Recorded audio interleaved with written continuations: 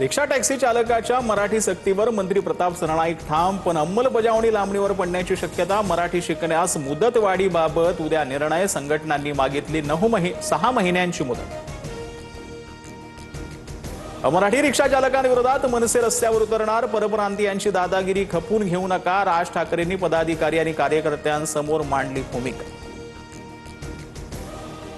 भाजपा आमदार नरेंद्र मेहतांची शिवसेना मंत्री प्रताप सरनाईकांविरोधात पोलिसात तक्रार. भाईंदर पाड्यामध्ये सरनाईकांनी जमीन बळकावल्याचा आरोप. भूमिपुत्रांसह मेहता कासारवडवली पोलीस ठाण्यात.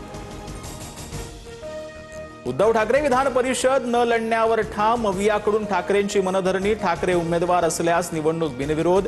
अर्ज भरण्यासाठी अवघे 3 दिवस बाकी. काँग्रेसचे प्रदेशाध्यक्ष हर्षवर्धन सकपाळ उद्या दिल्ली दौऱ्यावर. हायकमांड मधील नेत्यांची भेट घेणार. विधान परिषदेच्या निवडणुकीबाबत के.सी. वेणुगोपाल आणि सकपाळ यांच्यामध्ये चर्चा होणार.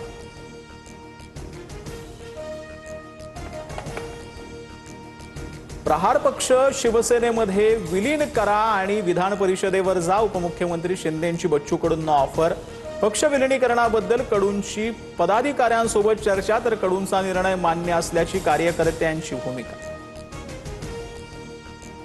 केम नाव बदलाऐवजी सुविधांवर भर द्या. किशोरी पेडणेकरांची मागणी. ऐतिहासिक वारसा असलेलं 100 वर्ष जुनं रुग्णालय. नावावरून वाद निर्माण करण्यापेक्षा प्रत्यक्ष कामावर भर देणं आवश्यक. पेडणेकरांची भूमिका. मुंबई सोलापूर वंदे भारत ट्रेनला पुणे स्थानकाजवळ अपघात. डबा रुळावरून घसरला. कोणतीही जीवितहानी नाही. प्रशासनाकडून प्रवाशांना दुसऱ्या ट्रेनची व्यवस्था. अपघातामुळे रेल्वे वाहतुकीवर परिणाम. वॉर्ड अधिकारी विक्रोळी पोलिसांच्या अटकेत. लग्नाचा आमिष दाखवून तरुणीवर वारंवार अत्याचार केल्याचा नितीन शुक्लांवर आरोप. उद्या कोर्टात हजर करणार.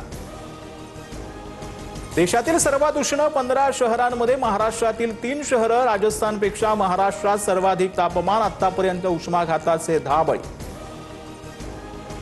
अकोला, वर्धा आणि अमरावतीत सर्वाधिक तापमानाची नोंद. पारा 46.2 अंशांवर, तर चंद्रपूर, नागपूर 44.8 तापमानाची नोंद. नागरिकांनी काळजी घेण्याचं आवाहन.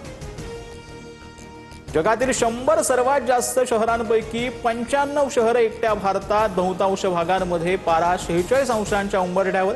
हिमाचल प्रदेश, ईशान्य भारत वगळता इतर भागांना उष्णतेच्या लाटेचा इशारा.